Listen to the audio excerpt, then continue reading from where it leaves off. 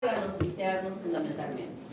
Y dentro de este grupo de hongos que ocasionan este problema, todos ellos ingresan por la vía inhalatoria. O sea, el primer órgano que va a ser infectado va a ser el aparato respiratorio, porque ingresa por este lugar, o algunas veces incluso puede quedarse en las áreas superiores del aparato respiratorio, pero es por esta vía que ingresan estos hongos. Y luego que se produce una instalación en él, desarrollando un cuadro clínico asintomático o de una evolución probablemente benigna, con una recuperación incluso sin mediar ningún tipo de tratamiento, en pacientes inmunocompetentes.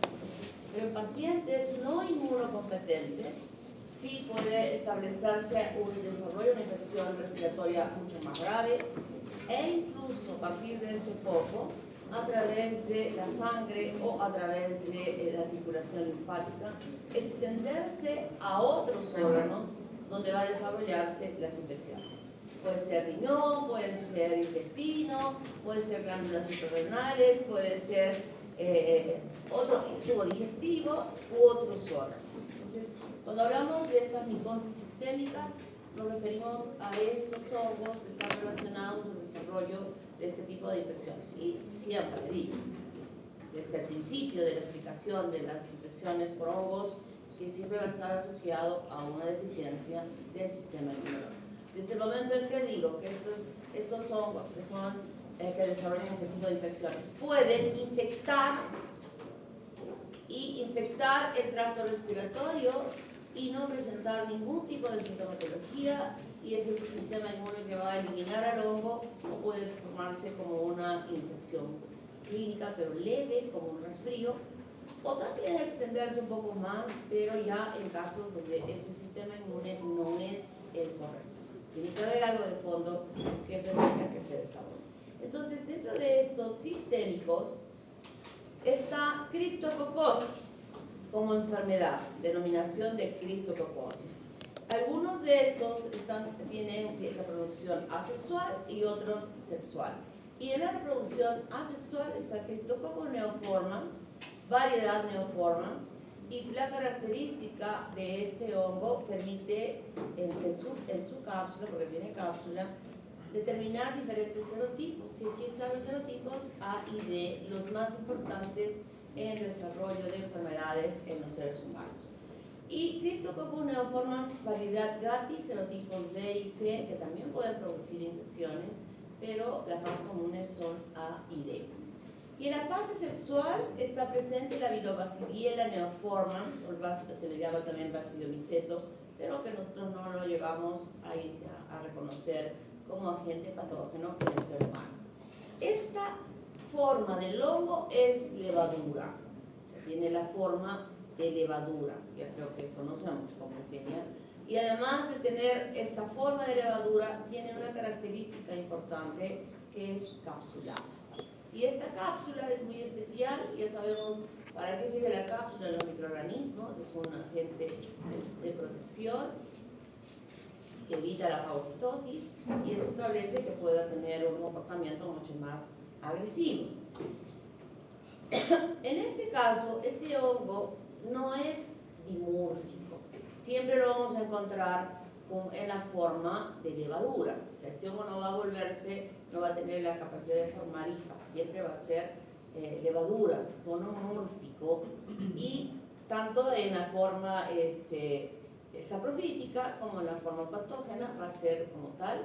Y en la fase de la levadura siempre vamos a verla con esta forma de reproducción que ya conocíamos, que es la blastoconidia o la blastospora, que lo hace por gemación. ¿Cuáles son los factores de virulencia? Dije la cápsula, que está conformada también por polisacáridos, pero no son aquellos polisacáridos que habíamos observado en las cápsulas de las bacterias, sino son polisacáridos, pero constituidos por cierto tipo de estos sacáridos, como son el ácido glucurónico, silosa y manano. Entonces, la unión de estos hace este ensamblamiento para la formación de la secuencia o organización que tiene en la cápsula este hongo. Sabemos que inhibe la fagocitosis y va a inhibir que la respuesta celular del sistema inmunológico de la persona pueda actuar eficientemente contra él. Además, produce una enzima que se llama fenoloxidasa, que convierte los compuestos fenólicos en melanina y puede visualizarle tomando un color oscuro a esta levadura. Como vemos acá en esta imagen, esta es la tinta china que se utiliza como colorante de diagnóstico, donde nos permite visualizar la cápsula del hongo, y esto lo utilizamos nosotros cuando sospechamos de una infección asociada a este hongo, el uso de la tinta china, así como vamos al azul de la propanol u otro. Entonces ya conocemos que esa cápsula no se va a colorear con ella, y es más, nos permite visualizar perfectamente cómo es que está presente. En la epidemiología, este es un hongo de distribución mundial que se aloja en el intestino de las aves, específicamente de las palomas, y que son eliminadas externamente con las heces de esas palomas. Nosotros tenemos una muy buena fuente de este hongo en la Plaza de Armas, donde hace algunos años se trató de eliminar a las palomas, dando el alcalde de Arequipa dio una disposición que no se vendiese nada de estas semillitas que les venden a la gente para alimentar a las palomas.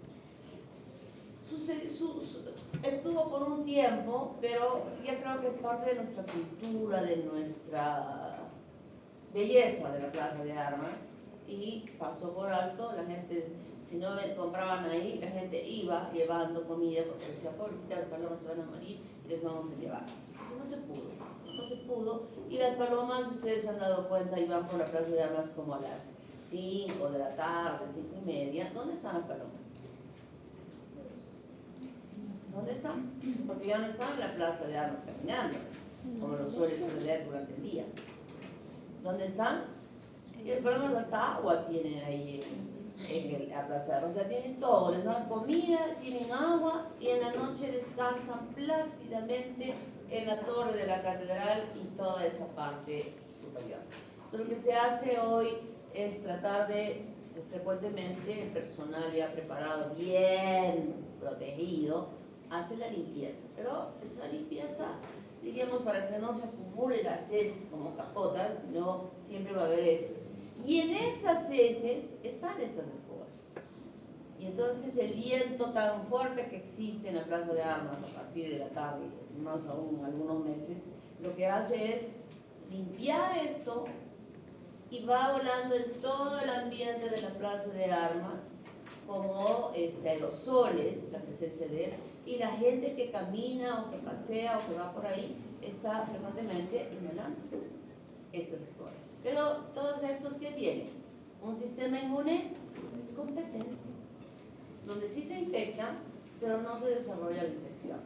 Pero por ahí puede pasar una persona que está infectada con el HIV y que no está recibiendo su tratamiento adecuado, que no hemos logrado que haya una buena adherencia en ese paciente con HIV a la recepción de su tratamiento. O sea, el culpable, el médico, la enfermera y todo el personal que no le ha explicado a ese pobre hombre que no se muere con SIDA. Ya nadie muere, ya nadie casi llega a SIDA. Están quedando como seropositivos, sí. Entonces, si hay alguien que no ha entendido bien la situación y se infecta, sí, en él podría estar desarrollándose la infección a expensas de inoculaciones inhalatorias de este hongo. Entonces, está en este medio que habíamos dicho, en las heces de los nidos de las palomas, y que van creciendo fácilmente con la contribución de todos estos elementos que se encuentran en las heces. Y afecta a individuos con inmunodeficiencia de las células T, con mayor frecuencia.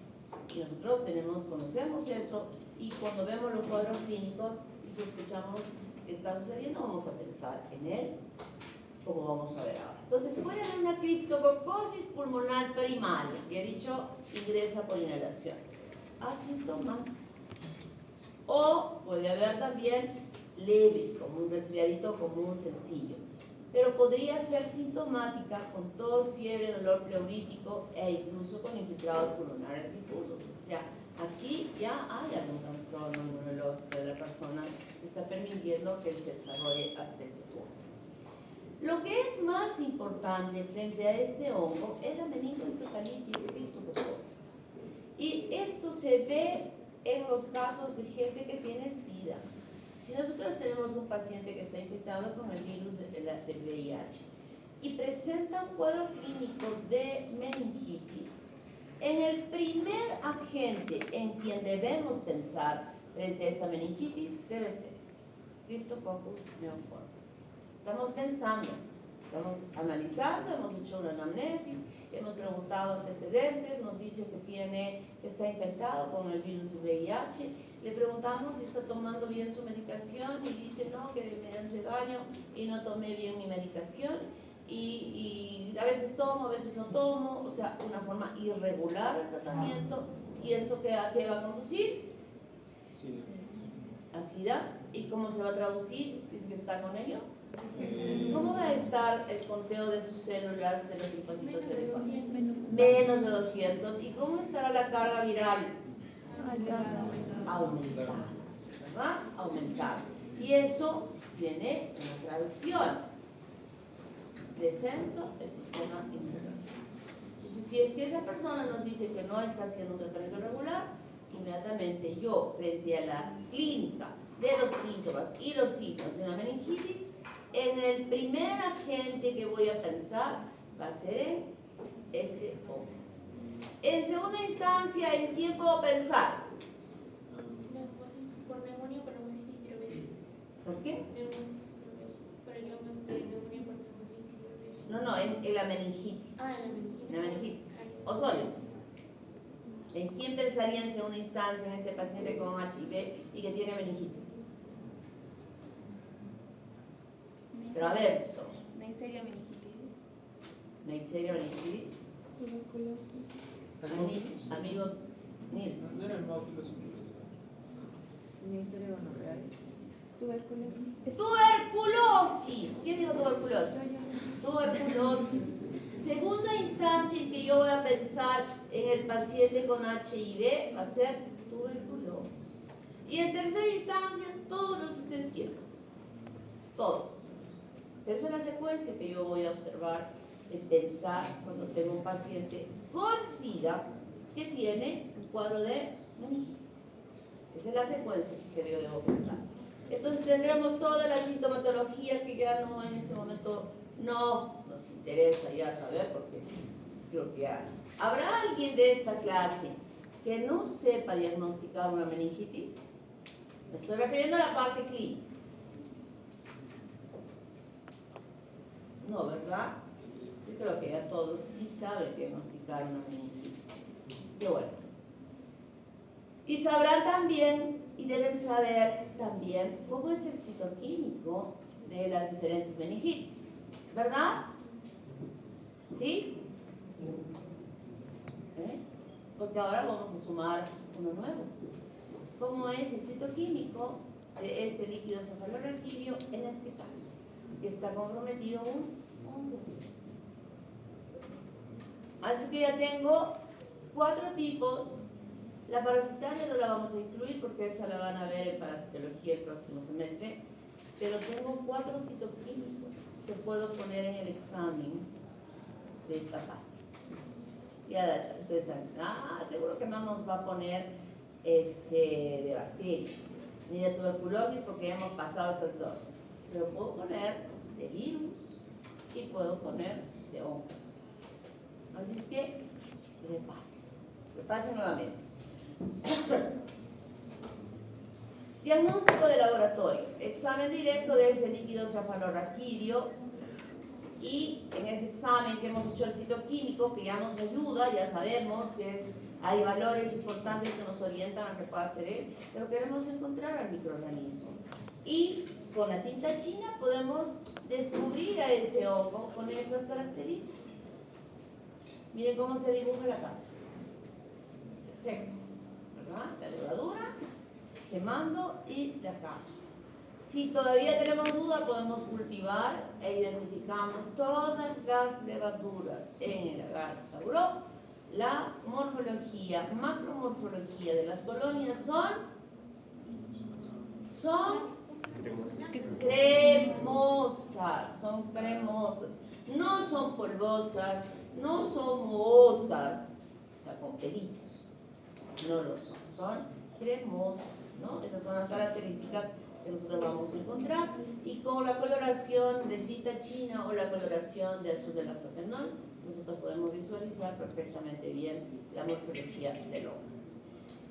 También podemos ver, tiene ureasa, y usaremos la urea para poder estudiarla. O también vemos si hay fermentación y asimilación de carbohidratos en otras pruebas que ya nos confirman más fehacientemente la presencia del hongo. Pero algunas veces no tenemos la evidencia de esta tinta china positiva. Estamos sospechando que realmente es un cuadro clínico de esa naturaleza. El paciente está con el virus del HIV y no tenemos esta certeza, ¿no? Sí, el citoquímico nos está ayudando, pero queremos tener más certeza.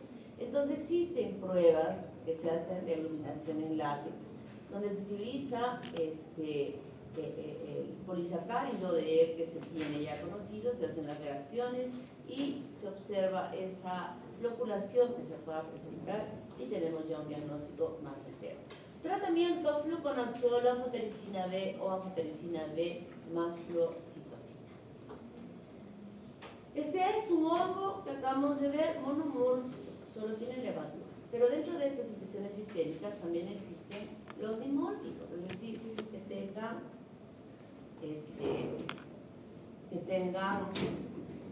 que sean levaduras y que también tengan virus, ¿no?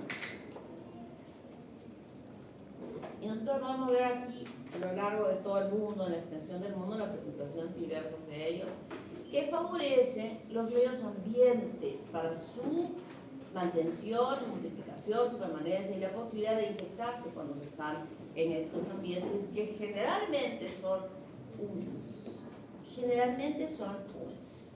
Histoplasma capsulatum. Este hongo se encuentra en las heces de las palomas y de los murciélagos. O sea, aquí no hay, en este caso, la posibilidad de infección no va a ser como en el otro caso que puede suceder dentro de la ciudad. Esto usualmente es en áreas con mucha vegetación, donde las hifas están presentes en la forma saprofítica y de ellas se forman conjuntamente con las levaduras, serán las fuentes, sobre todo la levadura, la fuente de infección por inhalación de esta persona expuesta al hongo.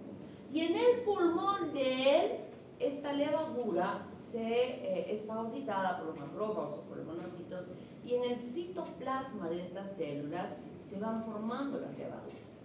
Se rompe el macrófago, se liberan las levaduras y van a ser infectantes de otras células y de otras células y de otras células, localizándose la infección a nivel pulmonar o extendiéndose a otras partes del organismo. Entonces, en la histoplasmosis pulmonar, como ya había hecho en el preámbulo al inicio de la clase, puede ser asintomática o desarrollar un cuadro clínico leve, benigno. Pero aparte de ello, podría estar ocasionando en algunas personas ya un proceso intrapulmonar y a partir de ese foco hacer una histoplasmosis diseminada, ya sea por sangre o por linfáticos, a diversas partes del cuerpo, formando lesiones viscerales que pueden estar a nivel de las mucosas o también a nivel de la piel, cutáneo, mucosas. O sea, se va dañando los tejidos, se van destruyendo los tejidos, mostrando un daño a ese nivel. Y puede haber hepato y esplenomegalia, llegó ahí, el daño se está dando allí, o también a la médula ósea. Y en esa médula ósea, que nosotros sabemos que se forman las células de la sangre, ya sean los glóbulos rojos o los glóbulos blancos, el daño a ese nivel impedirá que se formen adecuadamente estas células y se traduce con anemia o leucopenia. ¿De dónde sacaré la muestra? ¿Cuál será el procedimiento de la muestra si es que está teniendo un paciente con anemia y leucopenia?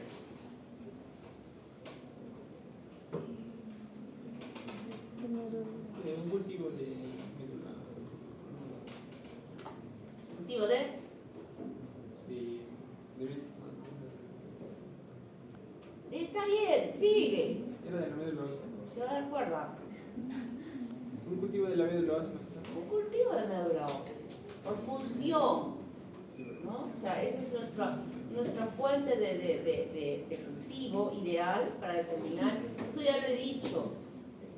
Por favor, cuando yo tengo dificultad de diagnóstico, no estoy refiriéndome solo acá, estoy refiriéndome en general a muchos microorganismos.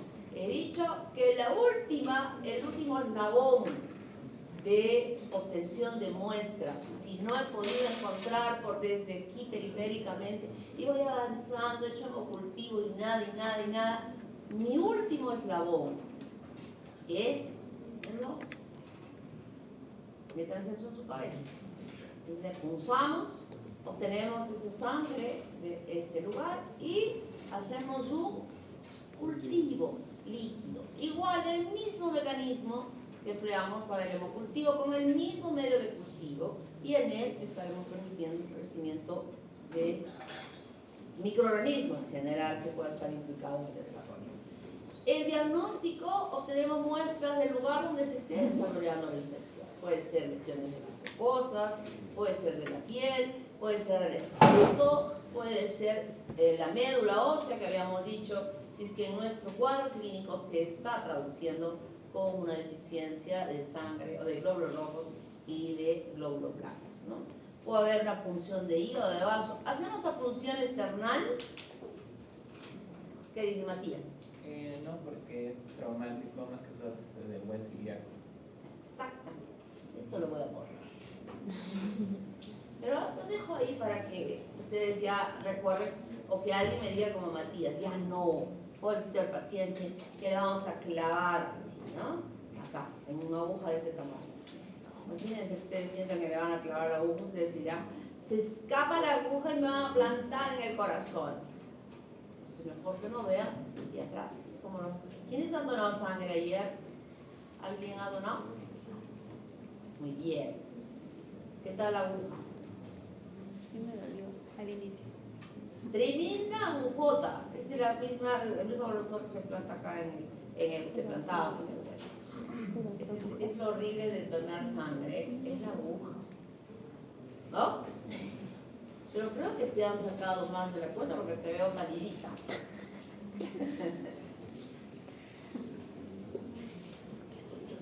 Ahora, comer bien. ¿Qué debes comer?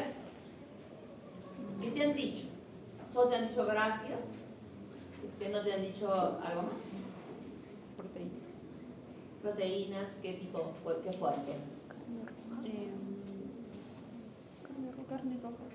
Carnes rojas, hígado, ¿no? Hematílicos no. Espinacas, lentejas, ¿no? Lentejas, espinacas, todo lo verde de verduras que tiene mucho fierro y también tiene mucho fierro, tiene la lenteja y el huevo. Ah, sí. Huevo y carnes rojas. Hígado.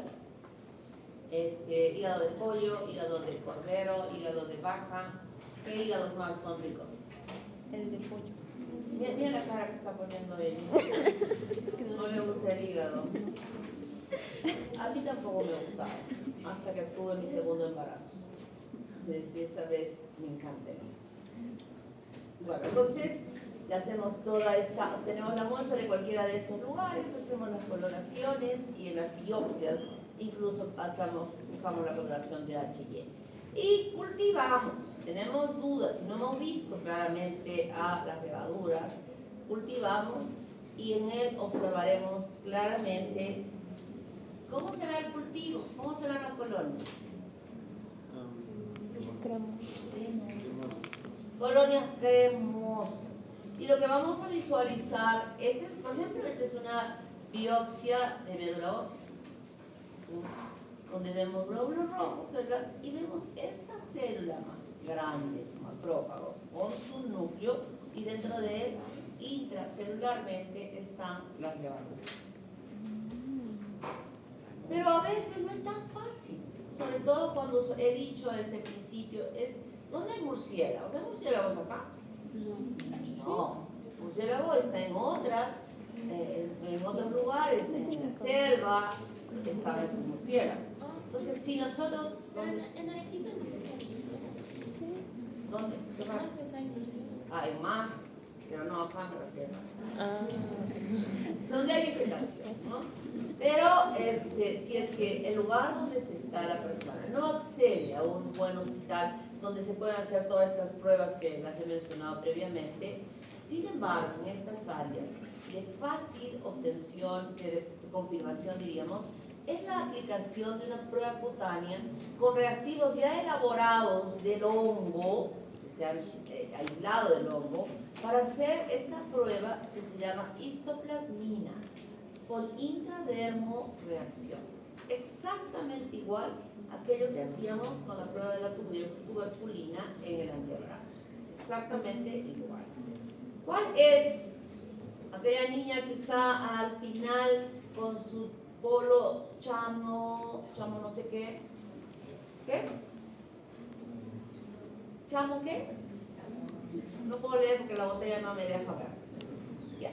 Esa niña me va a responder. ¿Cuál es el diámetro de la induración positiva en la prueba de la tuberculina? Para nosotros, para los médicos, es 5. Para los médicos, para Arequipa, para la gente en general del Perú, ¿cuál es el diámetro positivo de la prueba de la tuberculina? 5 y 10 para ¿Cuánto es, Chise? Es 10 para poblaciones que son... 10 para nosotros, 10 10 para toda la gente del Perú es 10. Ese es nuestro diámetro. Chamo no sé qué, te van a preguntar cuando estés pasando la visita en semiología el próximo semestre. Pero yo ya estoy dándole solución a eso. Voy a hacer la programación, se los voy a alcanzar a los delegados, una programación de tiempos para desde el 10 de diciembre, estoy dando feriado hasta el 9, porque ya después de terminado todos ustedes lo tienen aplazado ni nada. Desde el 10 de diciembre la programación va a estar dada hasta el 15 de marzo, que empiezan las clases, para estudiar primero, segundo, tercero y cuarto semestre. Bien estudiado, repasado para muchos y para muchos estudiado. La conciencia de cada quien estará a decir, voy a repasar o voy a estudiar. Tal vez estudiar algunas partes que no las estudiaron. Y cuando vuelva el próximo año, en marzo, voy a tomarles un examen de todo lo que han estudiado. Ojo, Y dependiendo de cómo saque, como no tiene calificación, yo puedo lograr, conversando con profesores del quinto semestre, que aquellos que saquen una nota mayor a 13 en ese examen, puedo hablar con la doctora Olenka de semiología, decirle, Olenka, quiero que les agregues un punto a esto.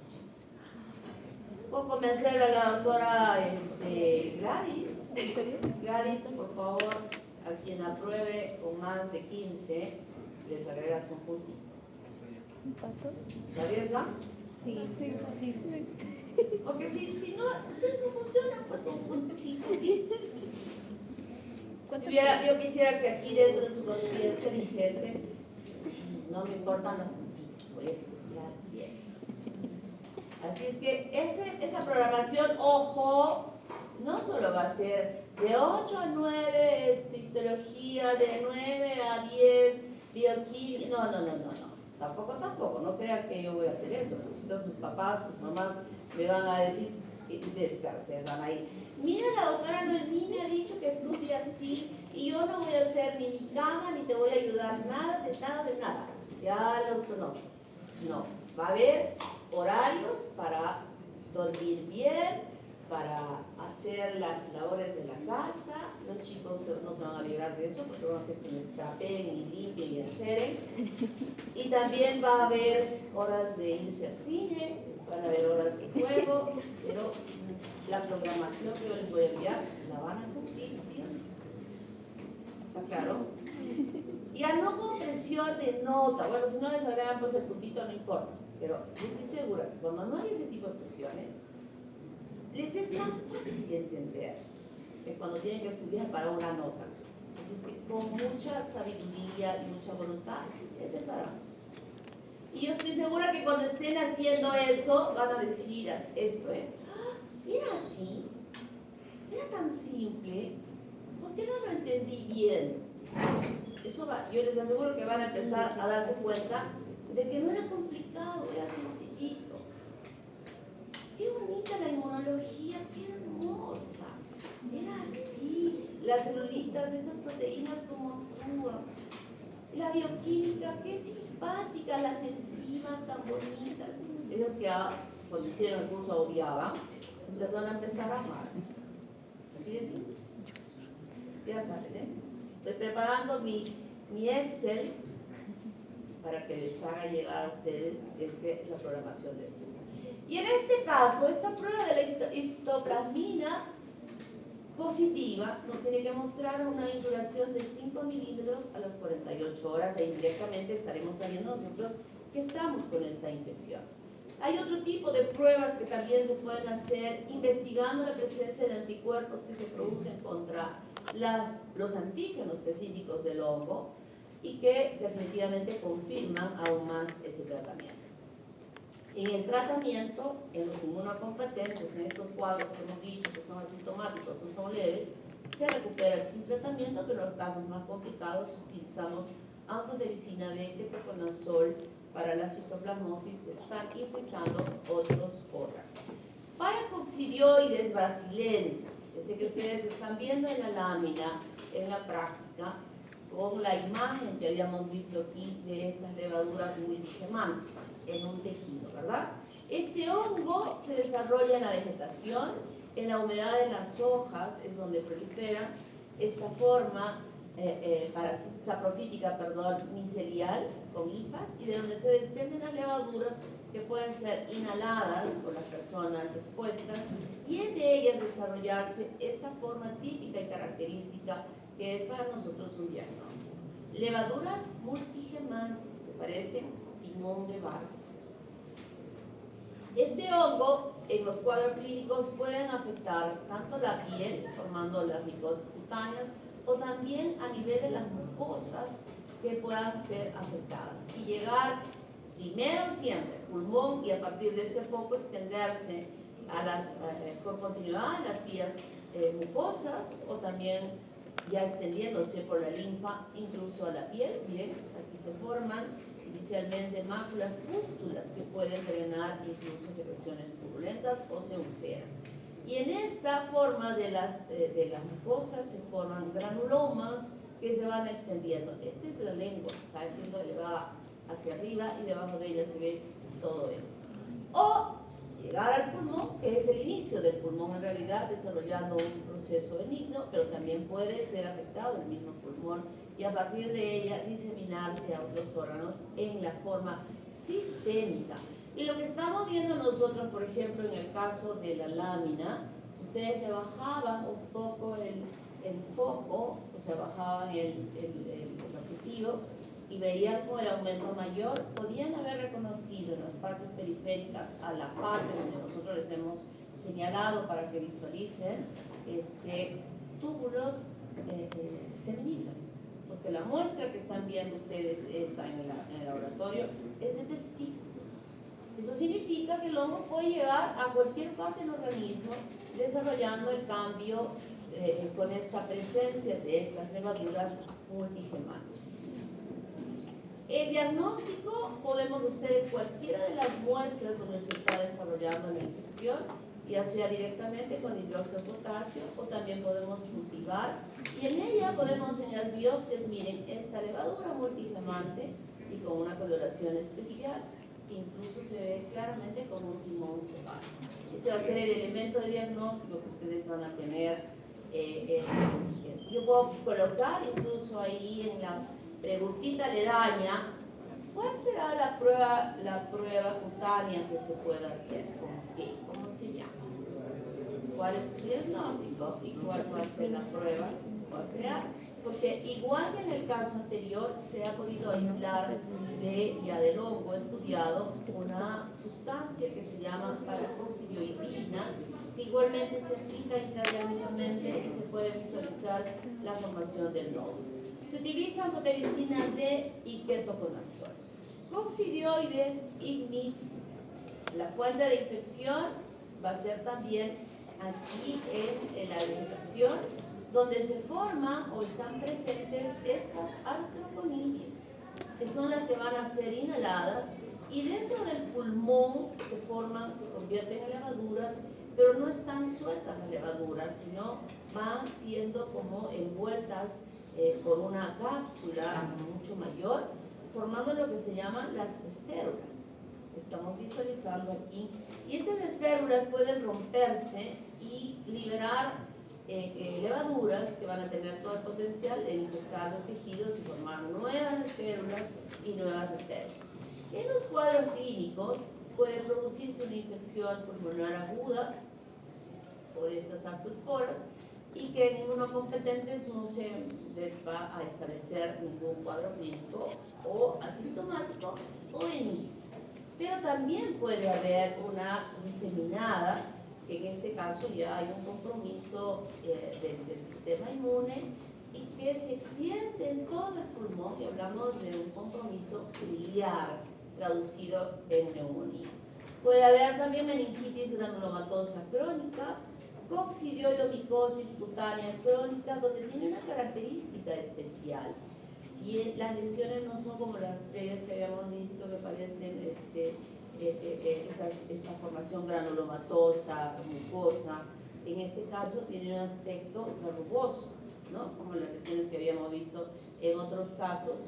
Pero estas imágenes no solamente se ven así, sino que también pueden comprometer profundamente cuando se está desarrollando a nivel de las fosas nasales y que emergen hacia el exterior.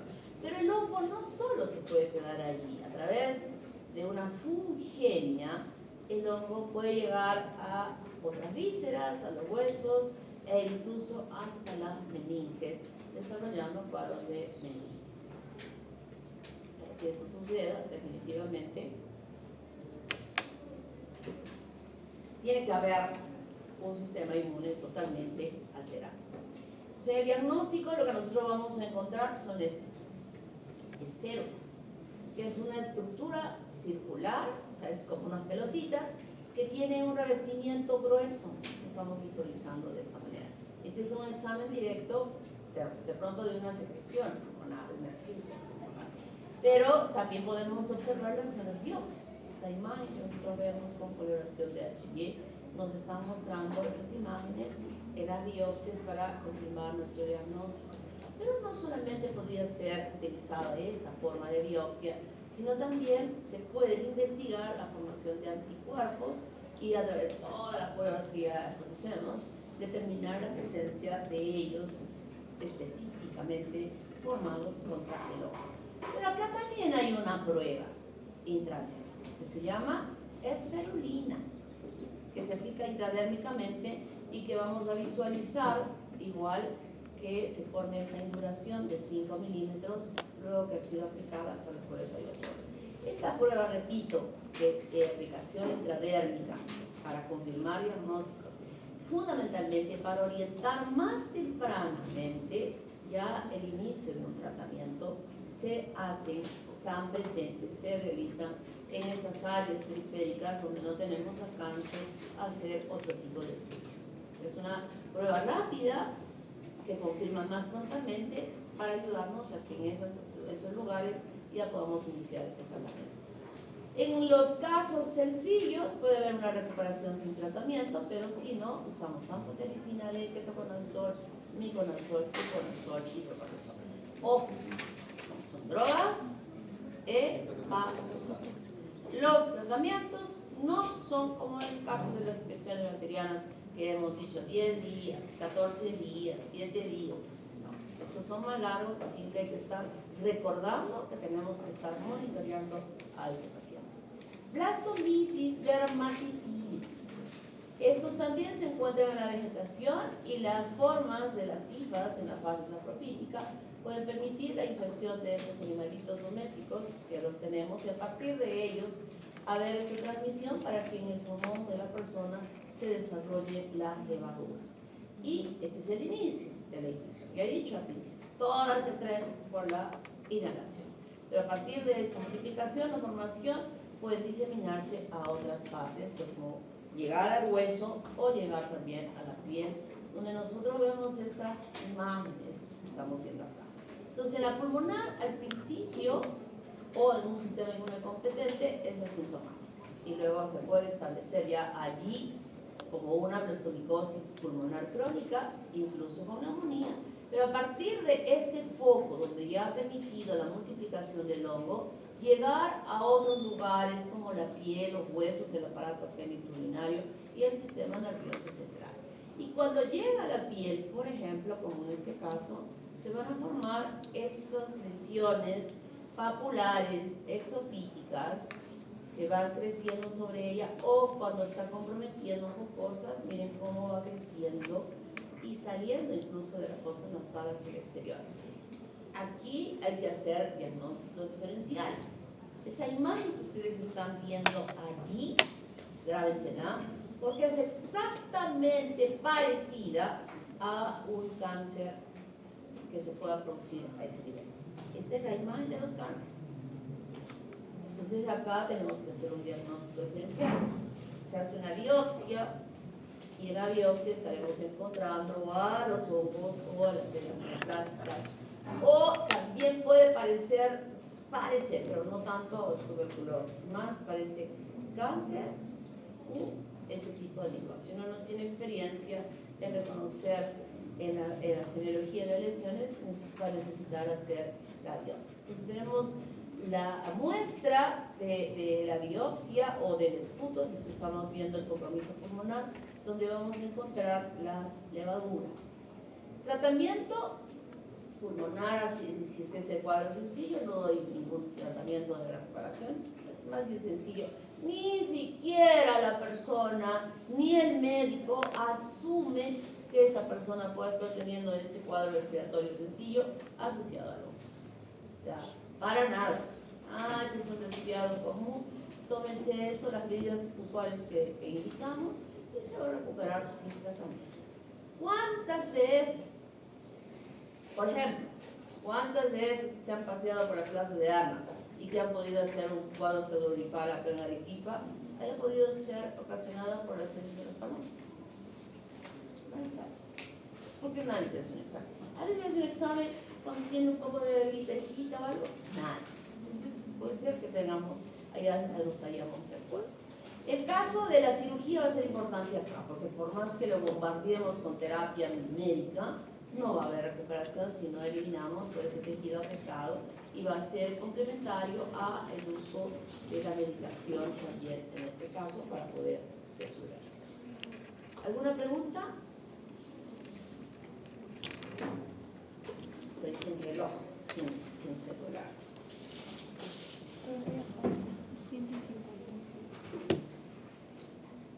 Y aquí tampoco se acabó la batería. ¿Qué hora es? 7:55. 55. Muy bien.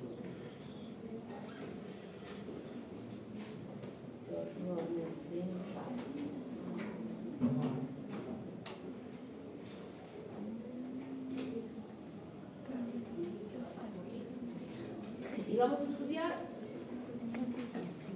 en forma aislada, porque habíamos estudiado ya a los micosis oportunistas la clase pasada, de forma aislada a este hongo que también se le considera un hongo oportunista, porque pese a que tenemos nosotros en nuestra flora normal microbiana, que habíamos mencionado siempre, en diferentes partes de nuestro cuerpo, como piel, como aparato digestivo, como vagina, etcétera, etcétera, la presencia de la levadura.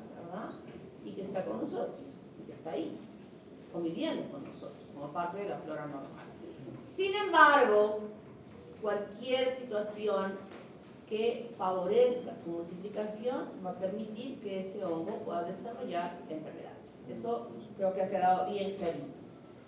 Y está dentro de las micosis oportunistas, y aquí nosotros tenemos que este hongo no solo afecta a las mucosas, no solo afecta la piel, puede afectar la uña, puede afectar el pelo,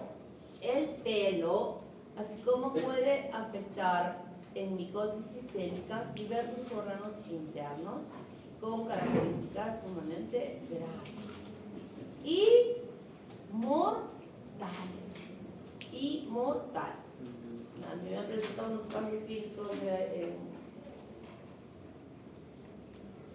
la práctica, cuadros clínicos mortales asociados a este hongo.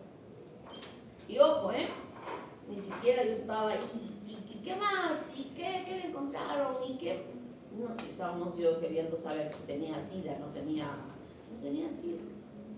O sea que no solamente vamos a pensar que este cuadro puede ser mortal cuando esté el sistema inmune tan deprimido asociado a SIDA. Y es más, creo que uno de los casos era un niño, inmediatamente al niño de 14 años le pidieron HIV. Pobrecito el niño, ni siquiera tuvo nunca nada, ningún contacto sexual ni nada, ya le pidieron su HIV. Tampoco es que vamos a asociar siempre este tipo de infecciones a que esté infectado con el virus del HIV, porque son múltiples causas que existen que pueden deprimir el sistema inmunológico y permitir que se pueda producir una infección por este órgano. Entonces, el más importante es Candida albicans. Pero ya no es solo Candida. Hace algunos años yo solo explicaba y hablaba sobre Candida albicans. Ahora ya no, porque está identificándose en múltiples estudios de infecciones por levaduras, específicamente dentro del género de Candida, a otros, como Latoidea, Parapsilosis, Guillermonti, glabrata, Tusitaniae, tropicales, Kefir, Crusei y Biswanati. Y ayer me han dicho otra, que ya no me acuerdo. ¿Te acuerdas, Matías? ¿Es uno nuevo? ¿Cómo se llama? Auri. Tengo que buscar ese Auri, estudiarlo y agregar aquí, porque de acuerdo a la epidemiología, si es una cándida que está identificándose con mayor frecuencia. No en nuestro medio. En nuestro medio los que más se están identificando son glabrata, que lo he pintado aquí con negrita, está tropicalis, parapsilosis y crusei. Pero ya en otros medios, los porcentajes de identificación de este Auri, lo voy a anotar, porque yo me olvido. Voy a anotar aquí. Cándida, le voy a investigar dónde está esta más presente, Cándida Auri.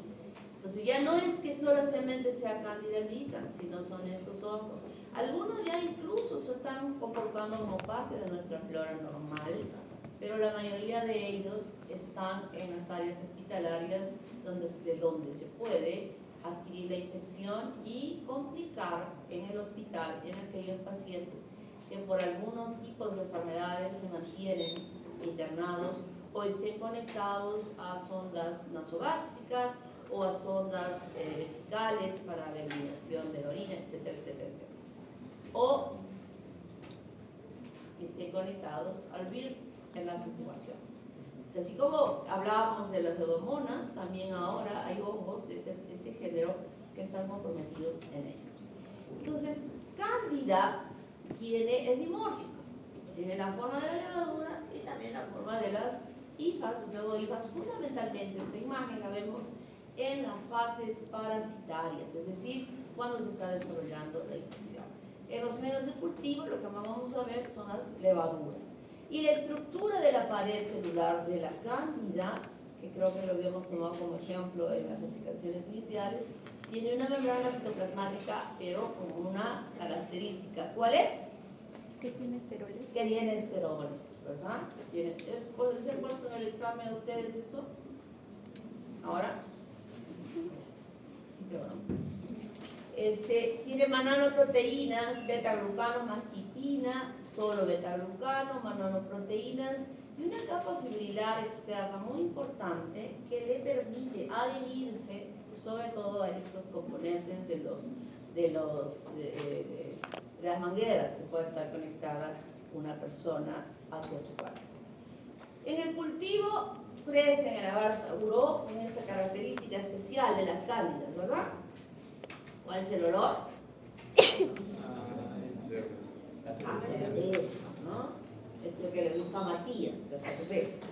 Ese olor típico que ni siquiera hemos abierto la placa, ya solamente de pasarla así se percibía porque la Saccharomyces cerevisiae, que es el que se utiliza para fermentar la cerveza, es una levadura y tiene este mismo olor.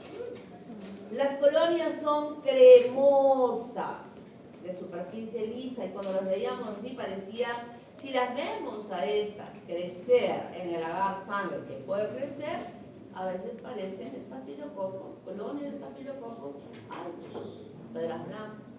Epidermidis o ¿cuál era el otro algus? Epidermidis o saprophyticus. Epidermidis o saprophyticus. Solo uno ha contestado. Dolor para mi corazón. Si en 2 fases, en unos meses, ya se están olvidando, por eso quiero que repasen. Cuando repasen ahora, sí van a recordar bien para el próximo. No solo para el próximo semestre, lo que ustedes van a leer ahora en vacaciones no solo va a servir para que recuerden para el próximo semestre. Lo que ustedes van a leer ahora lo van a recordar hacia adelante. Cuando uno lee algo que ya lo aprendió antes y lo vuelve a leer después, conocimiento aprendido, no se olvida, no se van a olvidar. Y cuando tengan que estudiar para su examen del internado o del ENA o del ECOE, que creo que se va a aplicar para ustedes, voy a hacer que se aplique, voy a convencer al consejo de facultad para que se aplique. Voy a decir, ¿de qué manera voy a convencer? Voy a utilizar mis armas de convencimiento. Lo van a recordar. Y yo estoy segura que ahorita están diciendo muchos que chinches, doctora, no vamos a dejar las vacaciones tranquilas, total que me importa que me aumenten un punto en patología, en semiología. Yo voy a tener mis vacaciones tranquila o tranquilo y se va al cacho la doctora Noemí, no le hago caso. Pero aquellos que me hagan caso, cuando estén más arriba y cuando pregunten en la visita de semiología algo y ustedes levanten la mano para contestar porque lo han repasado y les digan muy bien, van a decir, qué linda la doctora, gracias. Van a ver, vamos a ver quiénes me van a estar así refunfuñando y quiénes no. Yo sé que Matías me va a agradecer. ¿No, Matías? A ver, Matías agradece. Factores de virulencia. Cándida albicans tiene adhesinas muy importantes que se acoplan a receptores específicos que pueden haber en las células y que van a permitir una unión estrecha para luego establecerse y multiplicarse sobre estas superficies. Se une C3L3, se une a fibrinógeno, fibronectina y la adenina, que son glucoproteínas que se van a adherir firmemente y van a permitir esa multiplicación. Y lectinas que se van a unir a los azúcares.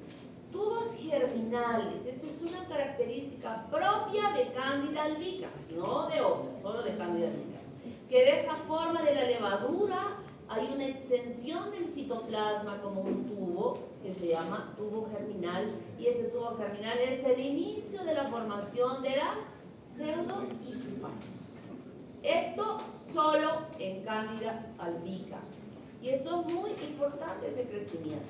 Y luego la transformación de esa levadura en micelio, cuando acabamos de ver una muestra que no solo es un tubo germinal, sino hay cantidades de hifas y sobre ellas están las levaduras, fundamentalmente en las fases parasitarias. Es decir, cuando se está desarrollando la infección y cuando existe humedad en esa muestra, donde toda muestra biológica que nosotros estudiemos en forma directa, vamos a identificar la presencia de las hifas y de las levaduras. Obviamente, la formación micelial impide la fagocitosis. ¿Qué macrófagos va a fagocitar una cosota enorme? No, pues es imposible que puedan ser fagocitadas y también inhiben la acción específica de las inmunoglobulinas A. Producen enzimas hidrolíticas, fosfolipasas y lisofosfolipasas que dañan las membranas citoplasmáticas de los tejidos, permitiendo la extensión en los tejidos profundamente. Proteasas ácidas como la aspartilproteinasa que facilitan la penetración en el corneocito. Este hongo, como dije al principio, infecta mucosas, infecta piel, infecta uñas, infecta pelos. Entonces tiene que tener una enzima que degrade esa capa córnea y que facilite la infección y el establecimiento. Hidrofobicidad, adherencia a catéteres y superficies de plástico. He dicho que el paciente que está en el hospital por alguna situación que tenga que permanecer por más tiempo, que esté conectado a él, catéteres, tubos, etc., ese paciente es candidato a que en él pueda establecerse una infección. La canditoxina es una toxina que destruye las células cutáneas, causa eritema y causa prurito. Escozor, causa escozor. Sideróforos obtienen hierro del paciente infectado, del huésped. Adenosina secretoria bloquea la degranulación de los neutrófilos y hace que estos sean ineficientes en la respuesta contra el hongo. ¿Qué factores predisponentes existen? Infancia y vejez, ya sabemos. Sistemas inmunes inmaduros y viejos. Embarazo. ¿Por qué el embarazo? Porque esa señora panzona, que está con 7 meses de gestación, tiene la panza así, que creía que tenía quintillizos, todo se antojó y todo comía, tiene reverenda panza. No ha subido los 10 kilos que debe subir normalmente, sino ya está en el 7º y va por los 20 kilos. Entonces su panzota así, aquí debajo de panza, sobre el pubis, sobre esta parte, si tiene un pliegue, ¿verdad? Se baja un pliegue. Levantando la panza con dificultad la señora y todo esto está rojo, enrojecido. ¿Por qué? Por los cambios hormonales. Por los cambios hormonales. El embarazo que ya hemos estudiado tan bien, toda la gestación tan bonito que hemos estudiado, se van a producir diversos cambios hormonales. Y esos cambios hormonales modifican los pHs. Y los cambios de pHs facilitan la proliferación de estos hongos que están allí, parte de la flora microbiana de la piel y que van a facilitar su proliferación. Factores locales, humedad, exposición ocupacional, la señora que lava ropa permanentemente y si lava con guantes a veces peor porque le transpiran las manos y permanece húmeda y puede haber candidiasis en los interdígitos. Oclusión cutánea, pacientes quemados o que tengan, por ejemplo, algún trastorno de una, qué sé yo, una fractura expuesta, que ha cortado piel, que lo han operado, que no hay cuidado, también puede favorecer. Prótesis, la superficie de las prótesis, que son materiales inorgánicos, pueden facilitar que se adhiera el hongo y se empiece a colonizar y desarrollar infección. Heridas, quemaduras, endocrinopatías y enfermedades metabólicas, diabetes. Terrible la diabetes, ¿verdad? Terrible. Ya les había dicho, creo que en un momento, que cuando un paciente llega al hospital, el médico lo primero que le pregunta, antecedentes de alguna enfermedad. Él está esperando que ese paciente, que ya puede tener 40, 45 años, le diga que no tiene diabetes y que le diga que no es hipertenso.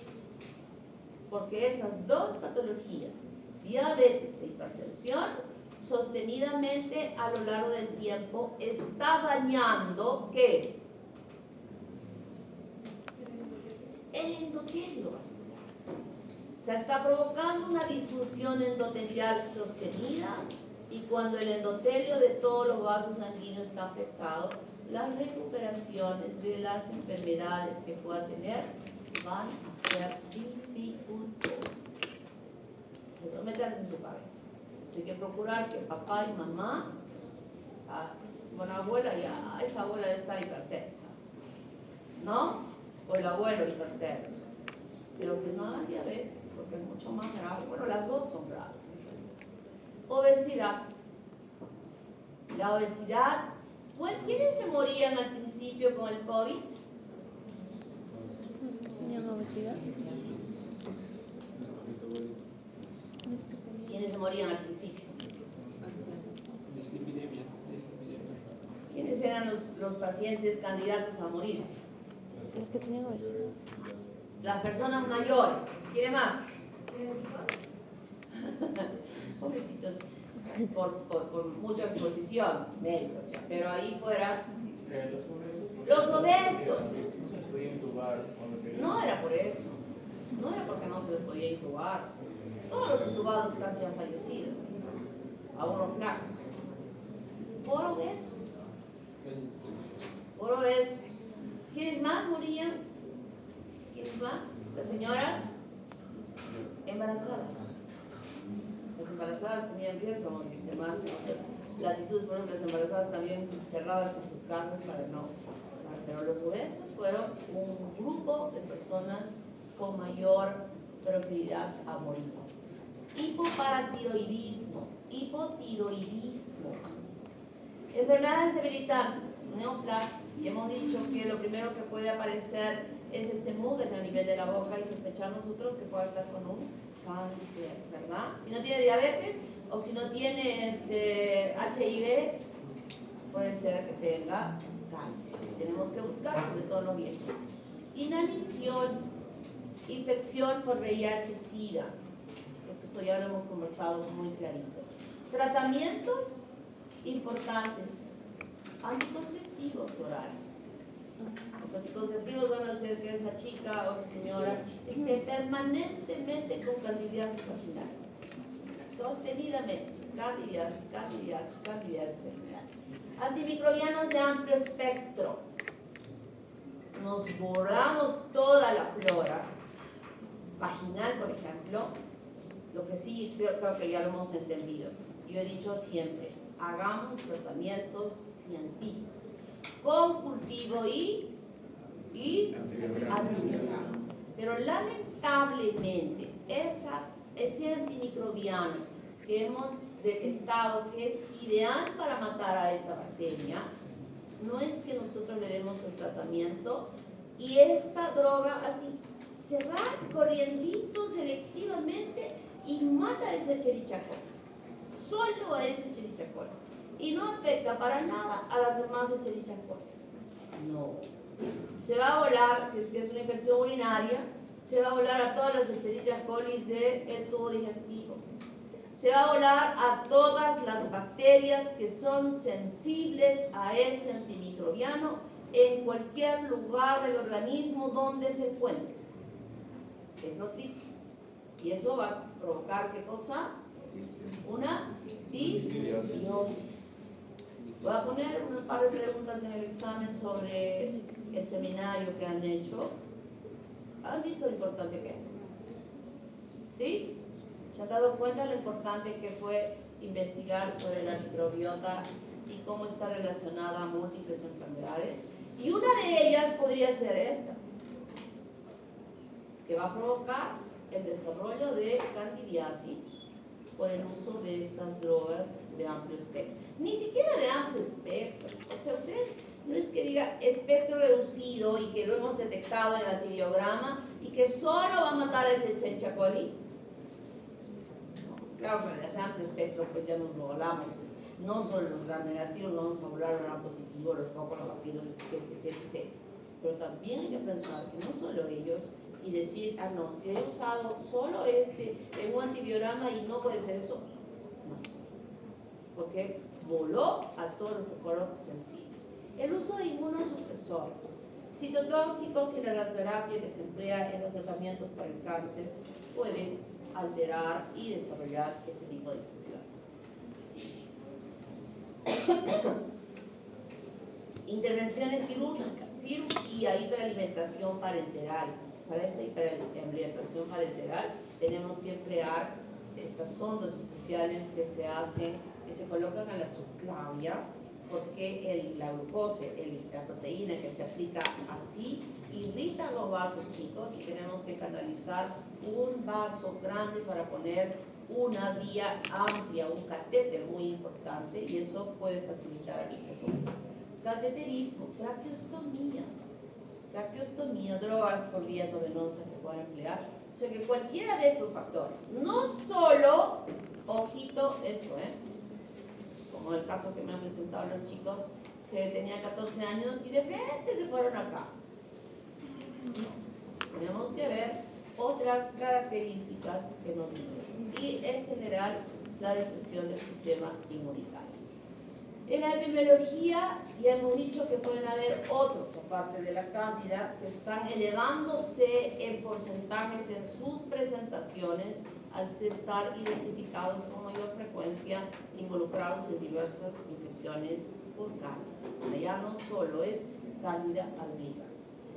Y cándida vive con nosotros, es parte de diversas áreas de nuestro cuerpo como flora microbiana normal, y las infecciones en la mayoría de los casos, el porcentaje más grande es de una fuente endógena, es decir, que son las propias levaduras que están dentro del cuerpo las que van a originar la infección. ¿Puede haber transmisión interhumana? Sí. Relación sexual, así como también el que se esté dentro de un ambiente hospitalario y que esté totalmente contaminado, podría ser, si yo estoy cargadita de estos hongos y atiendo a una persona que está deprimida inmunológicamente, entonces se puede desarrollar.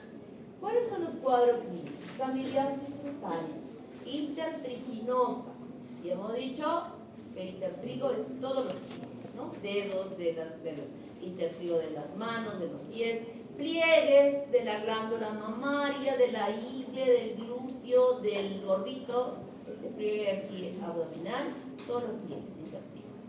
¿Qué hace que podamos diferenciar de otro tipo de infecciones que hemos estado viendo? Por ejemplo, esta que parecía un encaje de la hebra producida por un hongo dermatofito, ¿verdad? ¿Se acuerdan?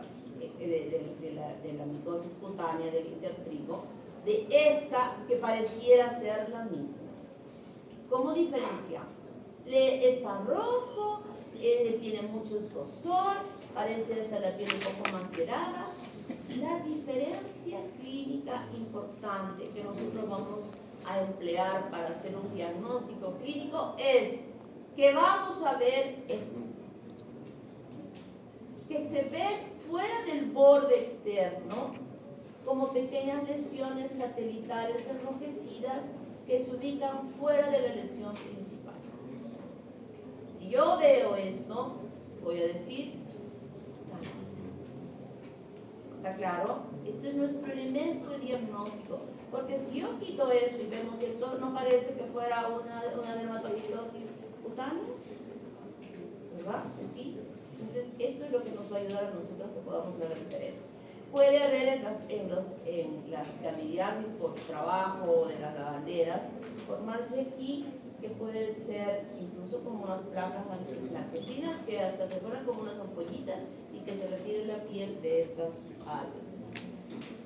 En los pliegues, ¿pero qué es esto? ¿Qué son estos puntitos? Fuera. Lesiones satelital. Lesiones satelitales. Lesiones satelitales. ¿Qué es esto? Fuera de esto.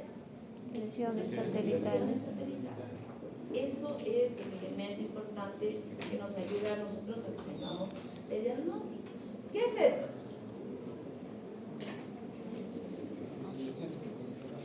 ¿Qué es?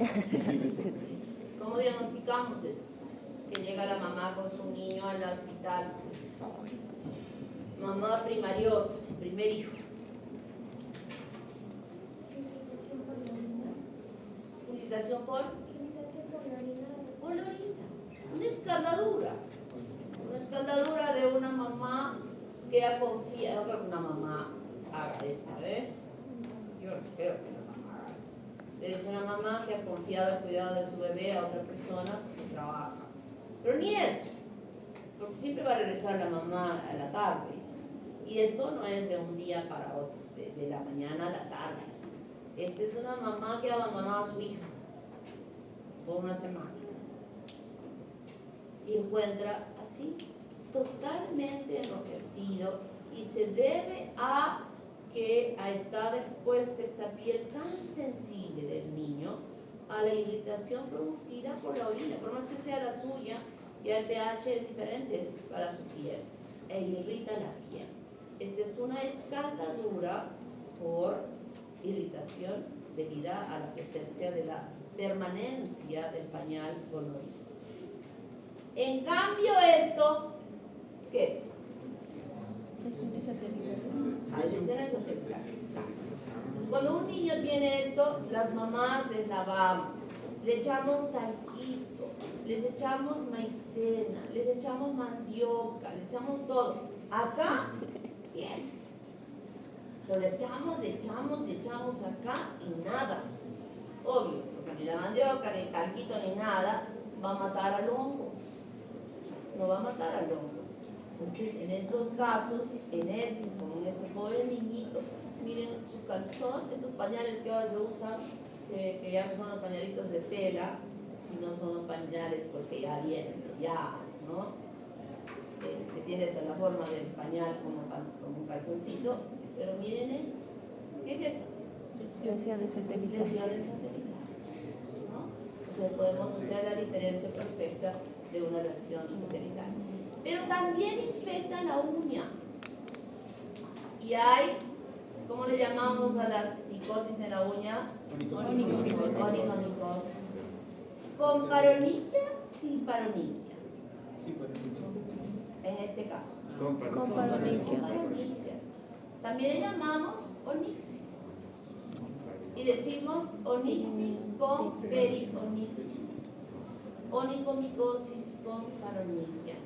Y paroniquia y perionixis significa que alrededor de la uña, que tiene las mismas características, ahí sí que no hay diferencia con el caso de las onicomicosis producidas por los dermatofitos, es exactamente igual.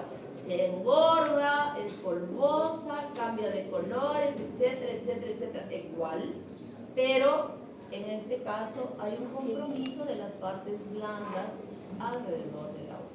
Por eso decimos onixis con perionixis. Aquí ya está más grave, ¿no? Esto ya es más grave.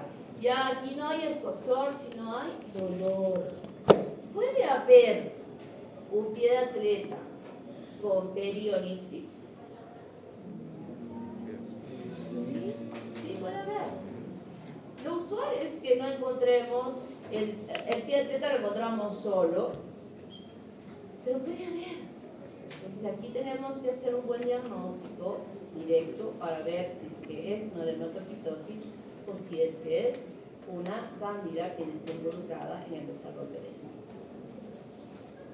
Miren, los cambios son iguales, cambios de color, etcétera, etcétera, etcétera, pero aquí hay inflamación.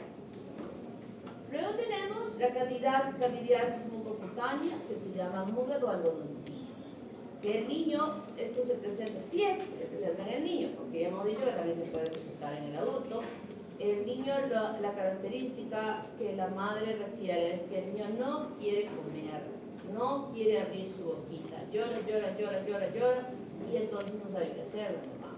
Lo lleva al médico, el médico si es muy hábil, el pediatra que seguramente le pellizca al niño y hace que el niño llore, ¿no? Aceleradamente le debe dar su periscón para que el niño abra su boquita, porque es increíble. Llega al pediatra y el niño sí abre la boca. Algo así. Yo haría eso, le despertaría. Y le observa en la superficie de su lengua, en los carrillos internos y en el paladar, una secreción blanquecina como una nata que está cubriendo toda esa superficie. Se llama muget o algodoncillo. Esta misma sintomatología de no apertura de la boca y no comida, ¿en qué otro caso se produce en el niño? Creo que ya tú contestaste algo. Traverso también. Osorio. No, perdón. Ya repetí. Sarmiento. Algo se parecía a Osorio. Puede ser la parálisis estreptocócica. Estreptocócica. Bien difícil. ¿Por difteria? Qué malo. Tal vez por paperas. Paperas. ¿Cuál era la otra causa, Pacheco? Paredes, perdón. Vagina.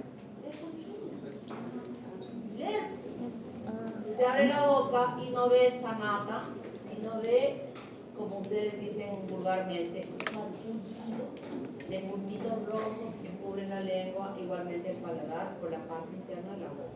Estas son las dos patologías más frecuentes que en los niños podrían estar ocasionando que no abra la boca, que no quiera comer y que esté llorando permanentemente. En el adulto vamos a ver esto, ¿verdad? Y he sido muy clara. Joven de 20 años, 25, 27, 28, que venga así, en quien primero voy a pensar es VIH. Y luego, si es que no es positivo, estaré investigando un cáncer. Los chicos no se libran de hacer cáncer. Obviamente la frecuencia es bajísima, pero si es que no encuentro al supuesto agente que podemos encontrar, tenemos que investigar. Puede haber también keilitis, que son estas lesiones en las comisuras de las bocas, o una balanopostitis, de haber tenido relaciones sexuales con una mujer que tenía candidiasis vaginal. Eso es en la mayor frecuencia de los casos. Pobrecito, es terrible. Este varón que tuvo relaciones con esta mujer y que no se hizo una higiene, un lavado lógico que debería haberse hecho después de la relación, y quedaron estas secreciones aquí en el surco balano-prepucial. El pobre, ni siquiera a la semana, al día siguiente está que se muere por escozor. Le pica terriblemente, tanto es que le pica que yo estoy segura que este enrojecimiento que ya aparece, esta sangre, él se lo ha hecho rascándose. Porque el escozor que se presenta es desesperante. Esto se llama balanopostitis. Ojo, también podría producirse sin mediar una relación sexual, con que simplemente sea un hombre totalmente desasiado, y sabemos que este hongo puede estar presente allí. Y en el caso de la mujer, aquí está con un espéculo, se visualiza, este es el cuello del útero, la presencia de todas estas secreciones que están recubriendo las paredes de la vagina y también cubriendo la superficie del cuello. Entonces, cuando se produce una infección vaginal candidiásica, hay leucorrea o un flujo vaginal de color blanco muy característico. Si todavía no lo vemos, la misma paciente nos dice: señora, ¿de qué color es su secreción? Es blanca. ¿Y cómo es lo que ve la drusa? Se parece como unos grumitos blancos que están sobre mi drusa, como una leche que se hubiera cortado. Ya. Esa descripción típica de una infección por este hongo. Y además, doctor, ya no aguanto el escozor que siento en todas mis partes. Sus partes son toda la parte del periné, labios mayores y labios menores, y la humedad con este flujo están haciendo que ese pobre hombre, recuerden cómo se ha lastimado. La mujer puede venir igual a la consulta, donde toda la parte del periné la tiene rasgada por el escozor que presenta la mujer.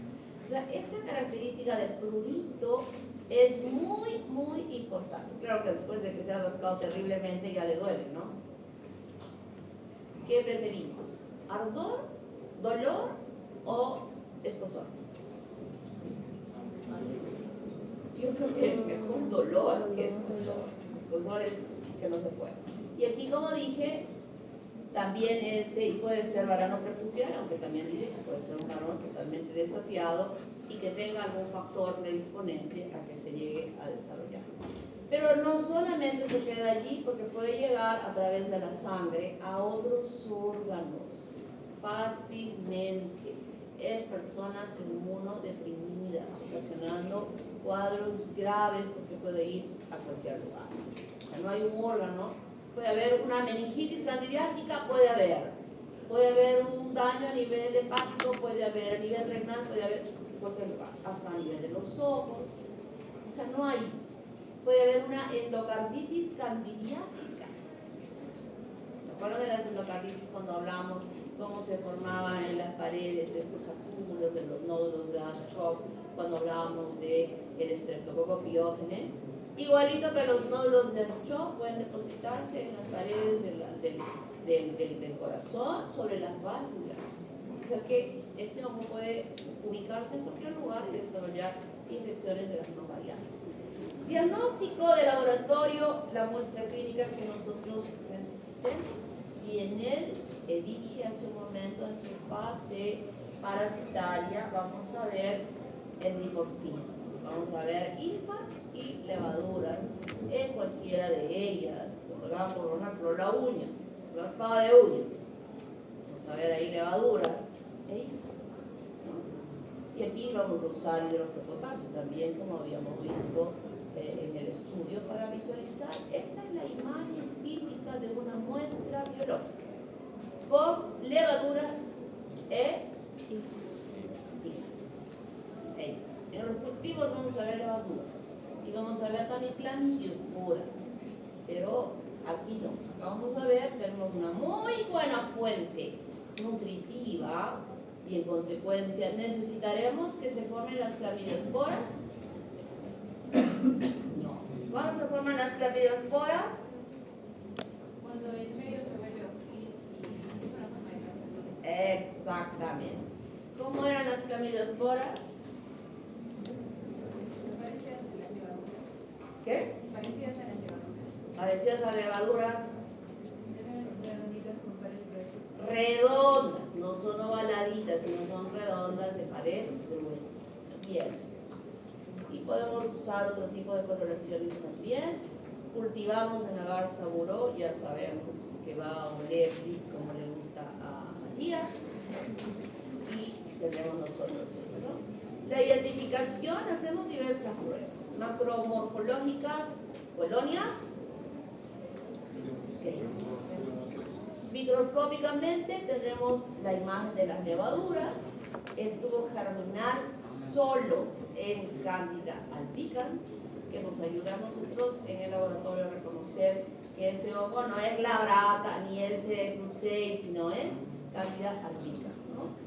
Usamos plasma, cultivamos en 2 horas y visualizamos esta imagen, ponemos la gotita y ya está, pero eso dura que tengamos que hacer inmediatamente. Pero nosotros hemos coloreado y después de haber coloreado es lo que ustedes están visualizando y que queda ya después esa forma de del tubo germinal y que nos permite hacer el diagnóstico. Y aquí están las clamidiosporas, redonditas de pared gruesa. También existen métodos enzimáticos que son empleados sobre todo cuando se están produciendo candidiasis sistémicas. Tenemos un cuadro clínico que se está dando, estamos viendo que hay un daño hepático, hay un daño renal, hay un daño de una endocarditis, pero no sabemos quién es, porque esos daños no solamente están asociados a ese, sino incluso a múltiples bacterias.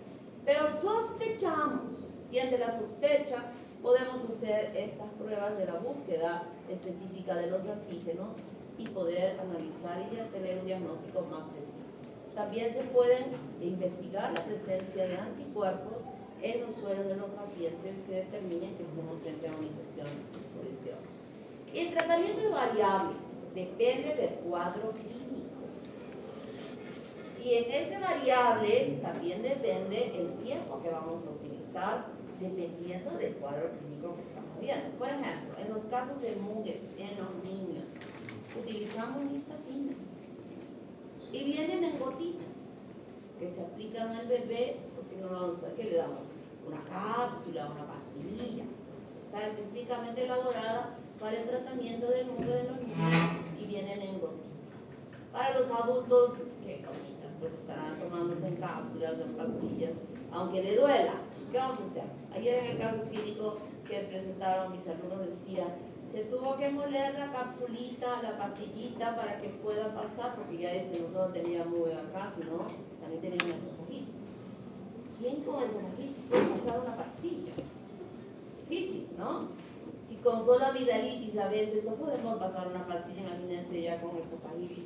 Y el esofagitis pues viene desde acá, donde hay mayor sensibilidad y a que sea más caudal.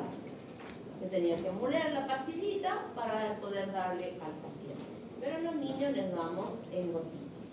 La candidiasis vaginal, que es una de las más frecuentes en mujeres que utilizan anticonceptivos orales, es muy frecuente. Es muy frecuente que las mujeres, aún inducidas por esos cambios hormonales que se producen en el ciclo menstrual, como yo había hablado alguna vez en embriología, esta caída de las hormonas que se da para que se produzca la menstruación puede provocar que haya estas irregularidades hormonales con cambios de pH a nivel vaginal, con muerte de los lactobacilos y con proliferación de la cándida.